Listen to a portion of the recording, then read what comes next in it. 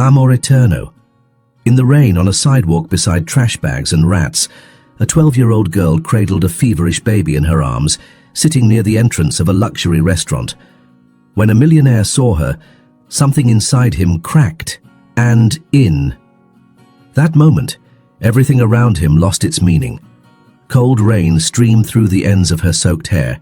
The drops fell hard, mixing with the silent tears sliding down her pale face. Sitting on the sidewalk in front of the glowing facade of a luxurious restaurant, the 12-year-old girl shivered. Her clothes no longer kept out the cold. They were stitched from rags and dirt. A baby slept in her arms, burning with fever, breathing with difficulty, his red, damp face pressed against her chest, which rose and fell in silent desperation. She stared at the ground like someone who didn't want to be seen anymore. Beside her, rats darted between piled-up garbage bags. One ran right past her feet, but she didn't flinch. There was no energy left for fear.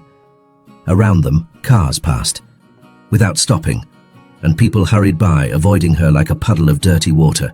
Inside the restaurant behind the glass, couples toasted. Waiters laughed quietly and silverware clinked with elegance. The rain only existed outside. A black car stopped, engine running, headlights on, windshield wipers beating rhythmically. From the back seat, a man watched the girl without saying a word. Dark suit, perfect tie, a face aged not by years but by the exhaustion of someone who conquered the world and lost himself along the way. He had everything. But at that moment, something inside him fractured. Maybe it was the way she clutched, the baby to her chest, like holding the last piece of her own heart. Maybe it was the rain sliding down her tangled hair, or the fact that no one else looked. But he did. "Stop the car," he said to the driver, voice low and firm. The man stepped out. He planted his foot in the dirty water of the gutter and walked to the sidewalk, stopped in front of her.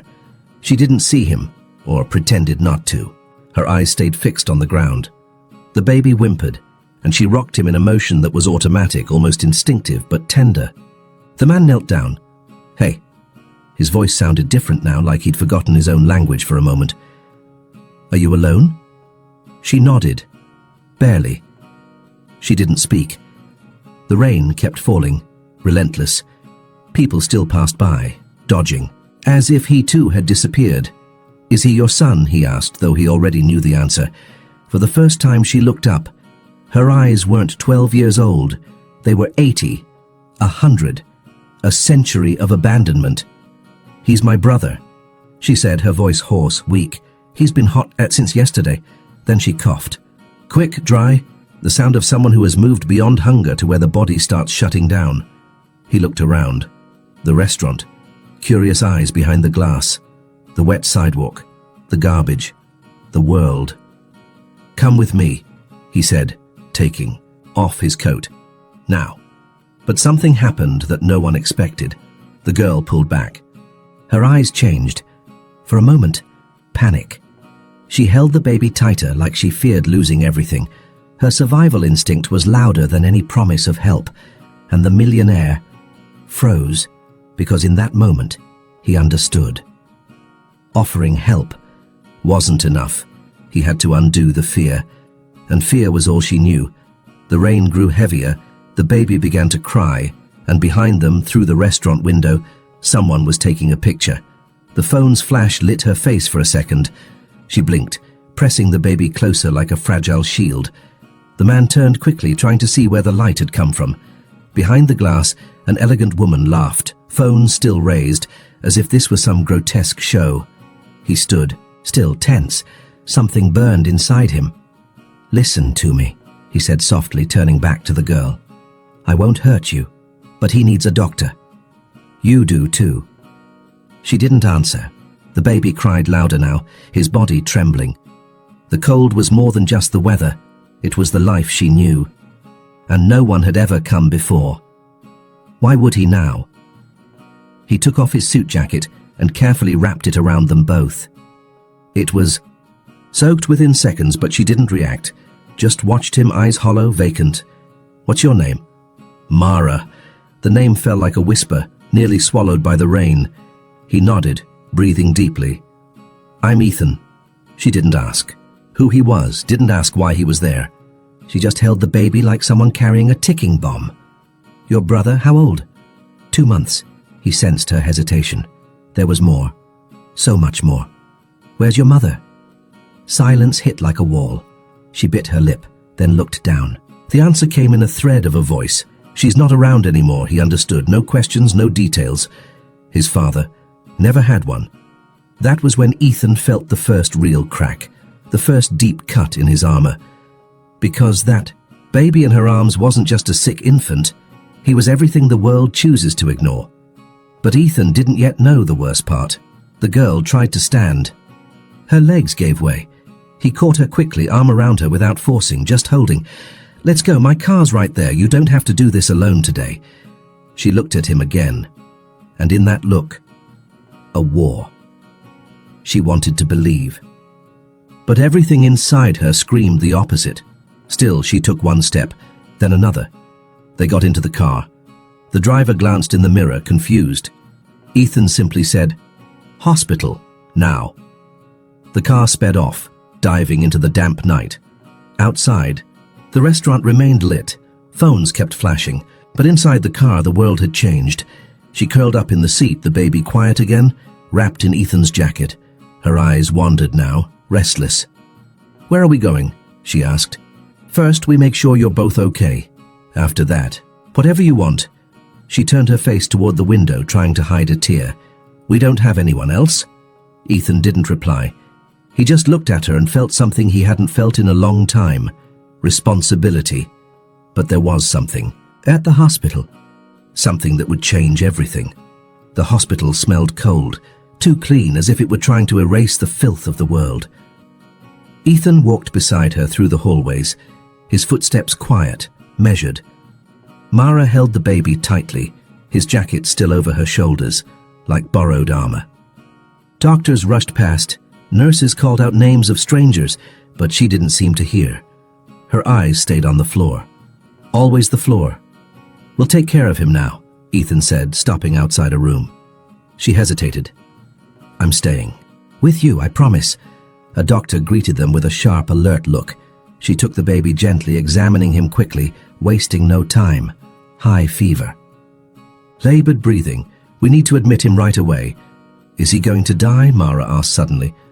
The doctor paused, looked at her with urgent softness. "Not if we treat him now." Ethan touched her shoulder gently. For the first time, Mara didn't pull away. She just stood there, frozen, watching as they took the baby inside. When the door closed, her arms dropped to her sides like something had been ripped away. "Why did you do this?" she asked, staring at Ethan. "Because he needed it, and so did you." She took a deep breath, then said the thing. "You think you're the first." Her voice was calm, but heavy. "People walk by, give food, say they'll help. But the next day no one comes back, no one ever comes back." Ethan didn't answer right away. He sat on the bench beside her, eyes fixed on the NICU door. He felt the truth in her words, the kind of truth that stings with shame. "I'm not like them," he finally said. She laughed, a dry, quiet, disbelieving laugh. "Yeah, none of them were either. The silence returned, but it was a different kind of silence now, full of things unsaid. He realized it wasn't enough to do the right thing for one night. She needed consistency. And that scared him more than any figure on his company spreadsheets. "Where do you sleep?" he asked. She took a while to answer. "Nowhere. Sometimes behind buildings, or in a shelter if they let us. Will you come with me after?" She looked at him like someone assessing an enemy before the first blow. "I only go where he goes. He's going to be okay. But maybe not today. The doctors need to keep him here." She bit her lip, pressing her fingers together until they turned red. "Then I'll stay too." He nodded. "I'll stay with you." But there was something in her past he didn't know yet. And once he found out, continuing wouldn't be easy. The hospital still smelled cold, too clean, and like it was trying to erase the dirt of the world. Ethan walked beside her through the halls, his footsteps quiet, almost restrained. Mara held the baby tightly, his jacket still draped over her shoulders like borrowed armor. Doctors rushed by, nurses called out strangers' names, but she didn't. seemed to hear. Her eyes stayed fixed on the ground. Always the ground. "We'll take care of him now," Ethan said, stopping outside a room. She hesitated, her body rigid, like someone ready to be pulled away at any moment. "I'll be right. Here with you. I promise." The doctor met them with a look of alertness. She gently took the baby, examining him quickly, wasting no time. "High fever. Breathing with effort. We need to admit him immediately." "Is he going to die?"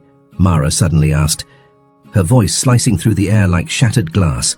The doctor paused, looked at her with urgent gentleness. "Not if we treat him now. We still have time." Ethan saw what that answer did to her. Not relief, fear. The kind of fear that comes from someone who's already lost too much. He gently touched her shoulder. For the first time, Mara didn't pull away. She just stood there, frozen, watching as they took the baby into the room. When the door closed, her arms dropped to her sides like something had been ripped out of her. "Why did you do this?" she asked, staring at Ethan with dull but defiant eyes. "Because he needed it, and so did you." She took a deep breath. Her chest rose and fell with effort. And then she said it. "You think you're the first?" Her tone was calm but heavy. "People pass by, give food, say they'll help, they feel sorry. But the next day, no one comes back. No one ever does." Ethan didn't respond right away. He sat, down on the bench beside her, eyes fixed on the NICU door. He felt the truth in her words, the kind of truth that stings because it leaves no clean answer. He remembered donations made through his companies, the time he signed a check for a foundation and forgot about it the next day. All those past gestures now felt painfully small in front of her. "I'm not like them," he finally said. She laughed, a low, dry, joyless laugh. Yeah, none of them were either. The silence returned, different again, full of unspoken things. He realized once more, it wasn't about one good act. She needed presence, and that scared him more than any corporate challenge, because presence demands giving of yourself, and Ethan had forgotten how to give. "Where do you sleep?" he asked again. She hesitated. "Nowhere. Sometimes behind buildings, or a shelter if they let us. But with him, it's harder. They think we get in the way." Will you come with me? Afterward?" She looked at him again, sizing him up like an enemy, her stare sharp, wary. "I only go where he goes. He'll be okay, but maybe not tonight. The doctors have to keep him." She bit her lips, pressing her fingers so tightly they turned red. "Then I'll stay here too." He nodded, respecting her space. "I'll stay with you." She looked away, and for the first time, Ethan truly saw how much of a child she still was. So small, so lost in that hallway full of rushing adults. But something in the way she sat didn't ask for rescue. It asked for silence, for no more breaking than had already been done. Time passed slowly. 1 hour, then 2. Ethan offered her water. She refused. She only wanted to sit there, unmoving, until a doctor came out of the room. He said the baby was stable, still under observation. "We'll need a full name for the records," said the doctor. "And a legal guardian." The words dropped like a bomb. Mara looked down, her breathing grew shorter. "His name is Samuel, and there's no one, just me." The doctor looked at Ethan. A beat of silence. Then Ethan said, "Put my name." "I'll take responsibility for now." Mara looked up. There was a quiet shock in her expression. "Why?" Ethan hesitated. He wanted to say something noble, something right, but the truth came out first. "Because when I saw you with him, I saw my son," she blinked. "You have a son." And that was the moment everything began to change, because Ethan lowered his eyes and didn't answer. "Drop a comment and tell me where you're watching from, and don't forget to leave a like." The night fell like a veil over the hospital, leaving the halls dim, the voices muffled, as if the whole world had started breathing softer. Mara was still sitting on the same bench, knees together, palms flat on her thighs, like the smallest move might get her kicked out. Ethan had brought a blanket from a nearby convenience store, but she didn't use it. She had just folded it on her lap, like she couldn't accept warmth she hadn't earned. He paced back and forth down the corridor, tried to respect her silence, but every second felt like a quiet battle inside him. He was used to controlling everything. Spreadsheets, meetings, global crises. But here, nothing could be controlled. Not her, not what he was feeling. "You don't have to stay awake," he said, voice softened. "I can watch over him for you." She just shook her head. Her eyes stayed locked on the NICU door, like it might close forever if she looked away. Ethan sat down beside her. "How long since you last really slept?" Mara shrugged. "Don't know, I lost track. We take turns, me and him. Sometimes he sleeps on my lap. I sleep with one eye open." "How old are you?" 12. 13 next month." He stayed quiet. That girl had lived more than most adults he knew. Her eyes carried centuries. Ethan couldn't imagine what she'd been through to get here. And still, there was strength. A silent resilience that almost hurt to witness. "What about before? Where did you live?" She hesitated, then spoke. "With my mom, in a small room. She cleaned houses. Sometimes she brought back leftover food, but after he was born, she didn't come home one day." Ethan felt his stomach tighten. "Do you know what happened?" She nodded but didn't say it. "She said she was going out to buy diapers. I waited. He cried a lot. Then I heard gunshots 3 streets away, but I never found her." His throat clenched. Inside, something broke. Again. He wanted to say, "I'm sorry," but it felt too weak. Instead, he placed his hand on the bench close to hers. He didn't touch her, just offered presence. And after that, "I tried going back to school, but they said I needed a guardian. So I stopped. I stayed with him.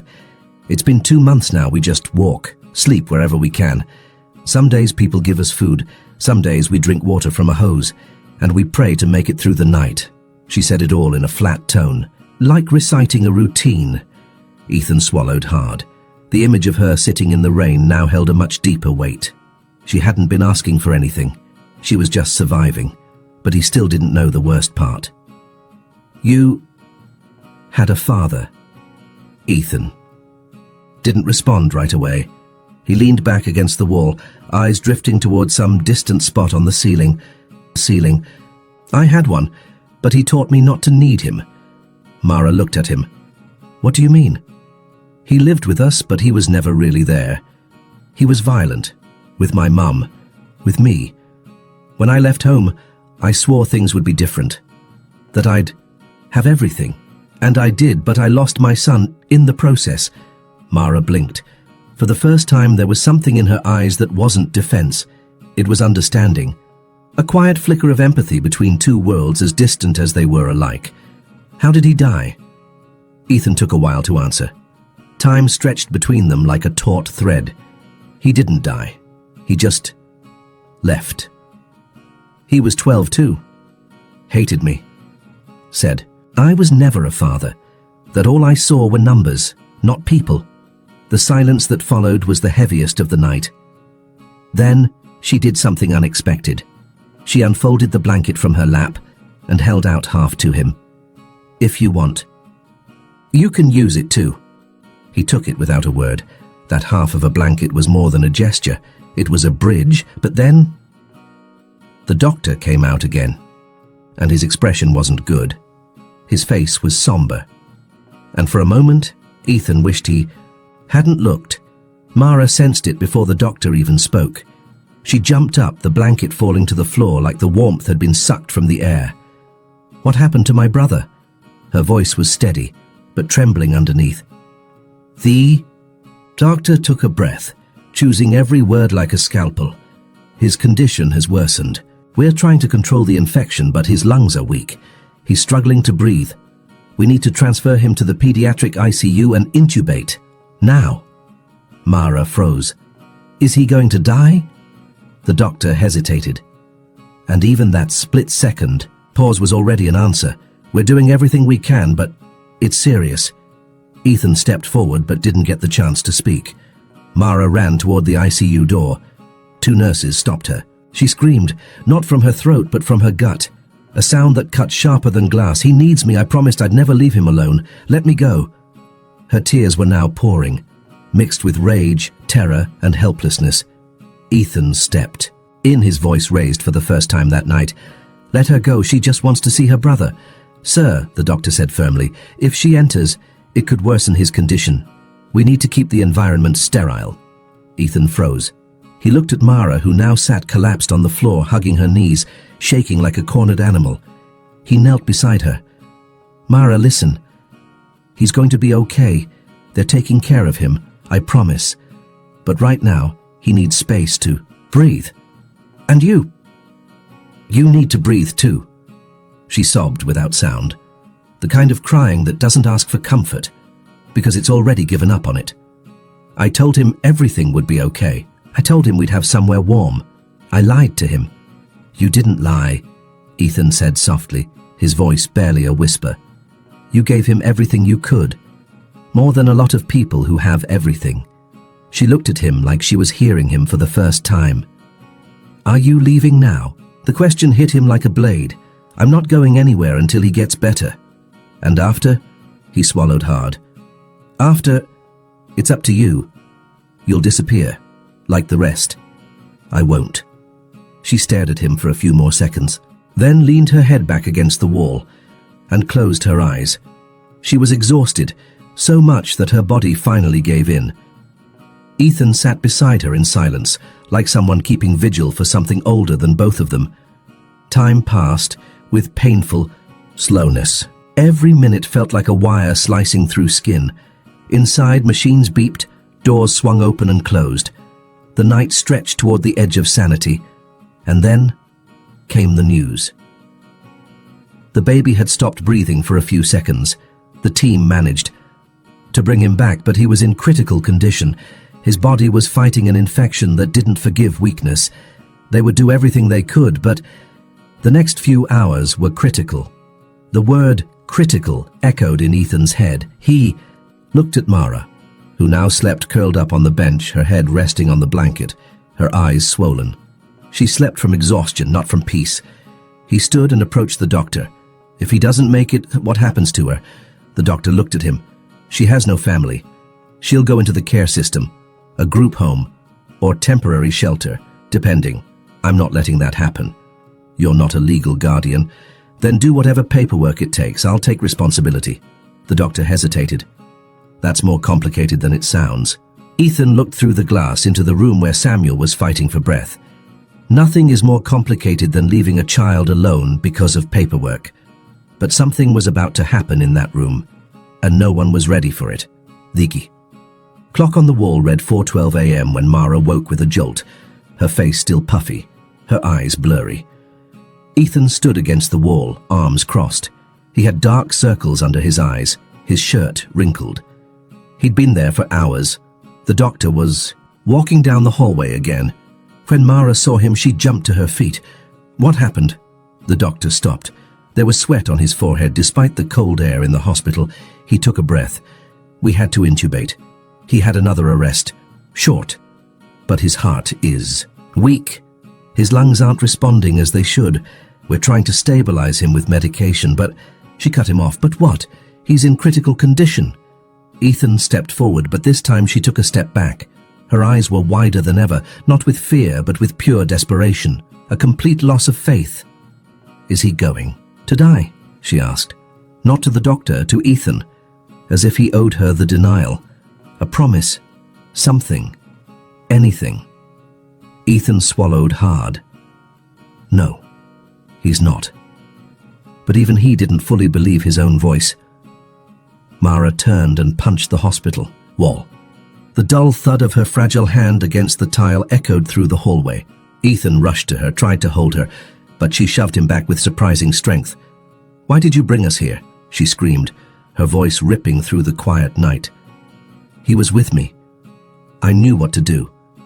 I kept him warm. I gave him milk when someone had leftovers. Now he's full of tubes, full of machines. You said it would be okay. Her words cut Ethan like knives. Every sentence was an accusation he couldn't defend, Ansas, because deep down, she was right. He had taken Samuel from the world he knew, cruel as it was, and brought him into a place of promises he couldn't guarantee. I just wanted to help, he said, lowering his head. Then help now, do something, call someone, buy some medicine, use your money, but save him. That last sentence hit like a blow, because in That moment, Ethan realized something he'd been avoiding. Maybe for days, maybe years. Money wouldn't save Samuel. Not here. Not now. Powerlessness was his new prison, and so Ethan did something he never did. He cried. A silent, raw cry. Held in for so long it came out like thick smoke. He sat on the hospital floor, hands covering his face, shoulders shaking. I don't know what to do, Mara. I don't know. She watched him in silence for a few seconds. For the first time he looked small, vulnerable, and that disarmed her. She sat down beside him, not touching but close enough that their warmth blended. In the cold hallway. When my mom disappeared, I waited for days. I thought she'd come back. Every siren on the street made me get up. I believed I'd see her walk in with bags, laughing at me, saying it was all a joke. But she didn't come back. Ethan looked up. I wish I had found you sooner. She shook her head. I didn't need anyone before. I just needed him to live. And in that moment, the ICU doors opened again. A younger nurse stepped out, her expression confused. He responded, she said, looking at them. The baby. His vitals are stabilizing. They're still low but steady. Mara's eyes widened. She jumped to her feet. Is he going to live? It's too soon to say, but he's fighting. Ethan looked at Mara. She closed her eyes and brought her hands to her face, but she didn't cry. She just breathed. For the first time that night, truly breathed, but on the other side of the city, someone else was watching that news with different eyes, and that would change everything ahead. The sun hadn't risen yet, but the light in the hallway had shifted. It was a dawn that hadn't arrived, but hinted at coming, like even time itself had been holding its breath for hours and was now slowly exhaling, reminding the world that morning does exist. Mara was sitting again, but something in her was different now. It wasn't relief. It was presence. The girl who had only known how to survive was slowly starting to allow herself to simply exist.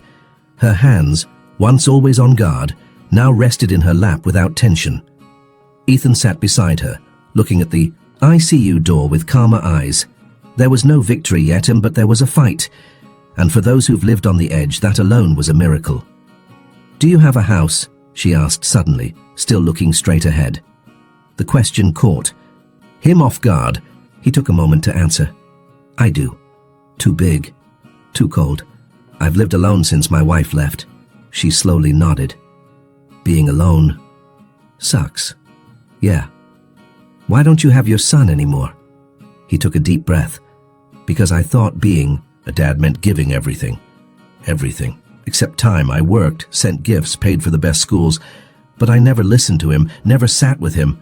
And by the time I realized, he'd already erased me from his life. Now he lives with his mum. He hasn't spoken to me in 3 years. Mara looked at him. Do you love him? With everything I have. Then go back. Her words came out like it was the most obvious thing in the world, as if to love and to return were the same thing. Ethan smiled, for the first time that night. It's not that simple. Nothing is, but sometimes it's just that.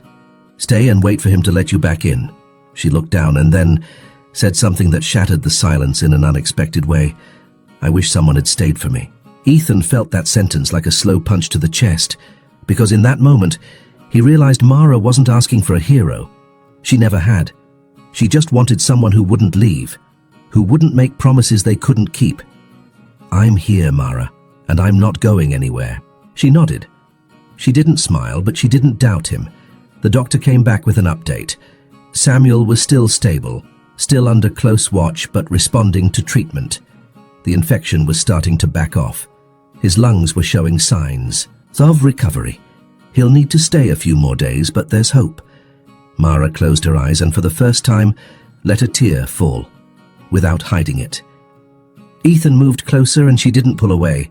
Can I see him? Not yet, but maybe this afternoon if he keeps improving. She nodded. For the first time, she was willing to wait. Ethan stepped away to make a call. There were things he needed to take care of. But before he left, he turned to her and asked, would you like to take a shower? Eat something? Change clothes? She hesitated, then nodded, almost shy. I probably smell, huh? You're alive. That's what matters. He called a nurse who took Mara to the staff support area. As she walked away, she looked back.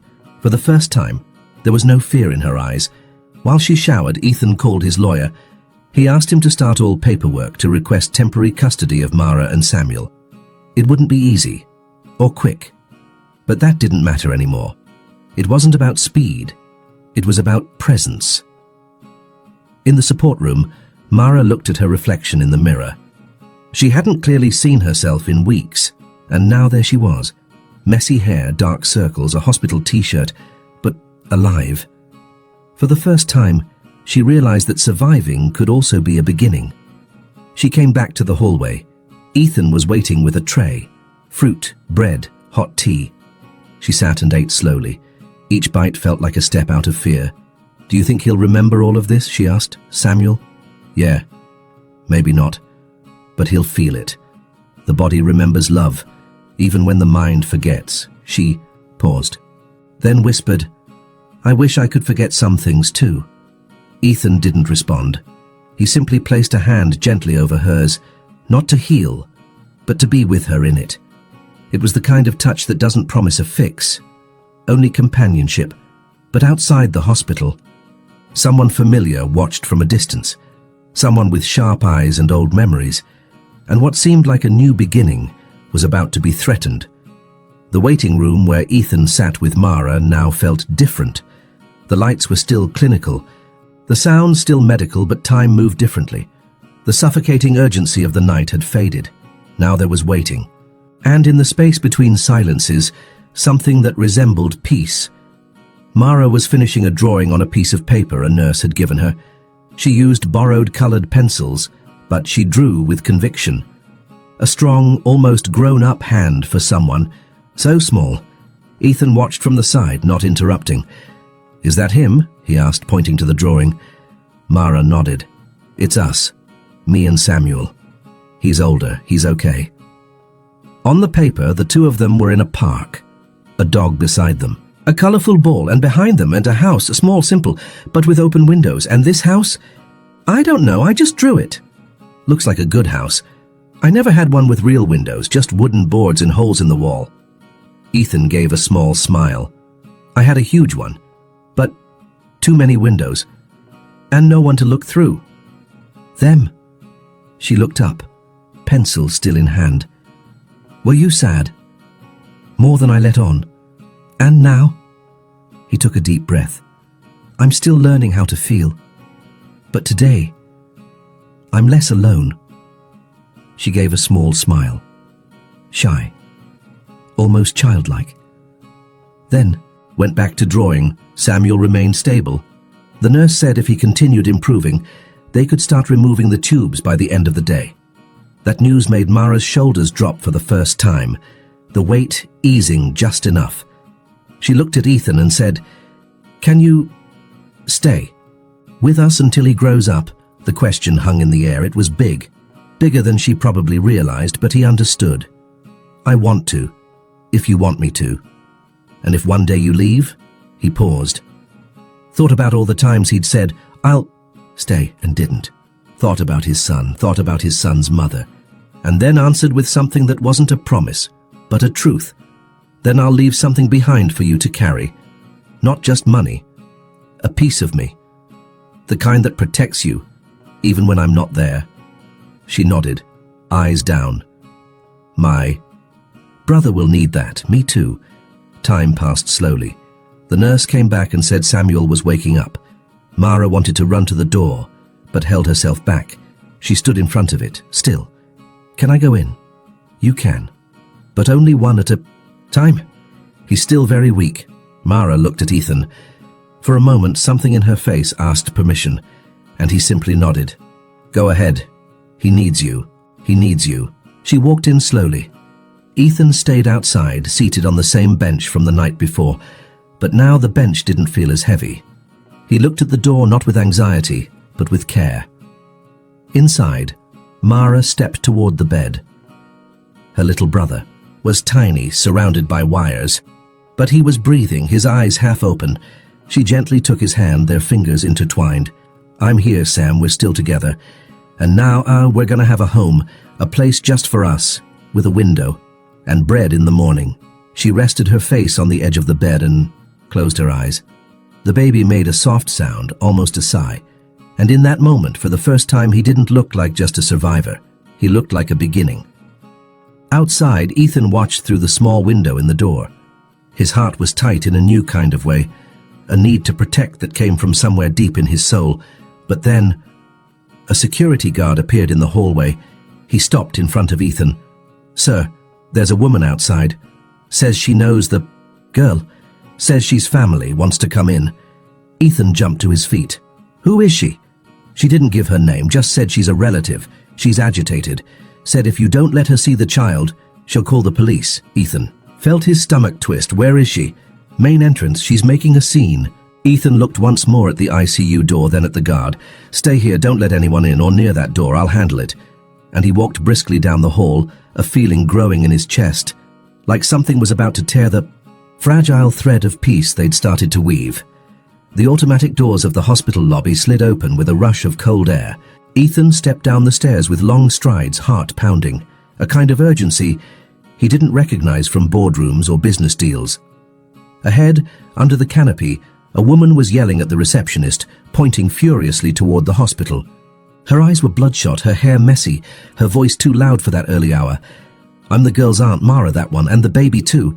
Are you going to let me in, or do I need to bring everyone out here?" Ethan approached, eyes fixed on her. When she saw him, she jabbed a finger toward him. "You're the one with them? Who do you think you are, taking someone else's kids?" "Who exactly are you?" Ethan asked, firm, calm on the surface. "I'm her mum's sister. That baby, he's my sister's son. I'm their blood. I'm here to take what's mine." "What's yours?" She crossed her arms. "The girl. The baby. They're my responsibility. I want them with me. Now."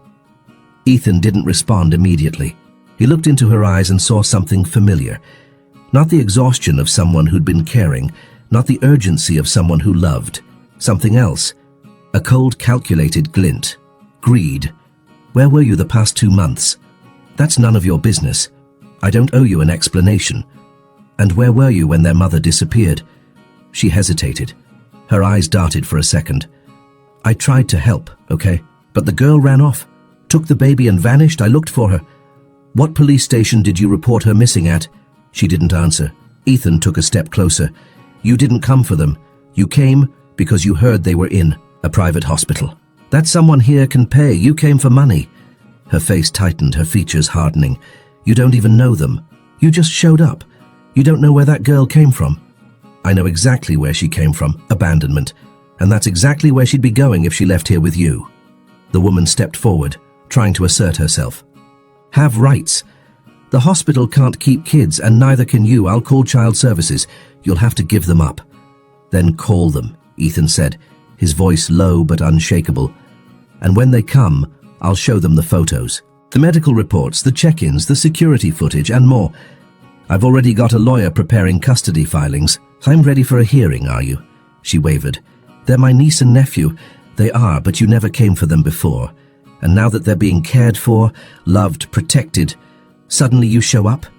You'll have to do better than that." She stared at him with bitter rage, then turned toward the street. She walked to her car, and before getting in, she shouted, "This isn't over. You'll see." The car sped off and disappeared into the fading headlights of dawn. Ethan stood there for a moment, blood still pulsing in his ears. Then he took a deep breath and went back inside the hospital. When he entered, Mara was already waiting in the hallway, her eyes silently asking what had happened. He walked toward her slowly. "Who was it?" He hesitated. But he didn't lie. "Your aunt. She said she wanted you and Samuel back." Her face went pale. For a moment her eyes lost focus. "Not her, please, Amaz, not her. She's gone. I told her if she wanted custody, she'd have to prove she had something to offer, and she doesn't." Mara lowered her head. Her hands were shaking. "When my mum disappeared, she showed up one day, said she was going to take the baby, that she could sell him, said no one would find out.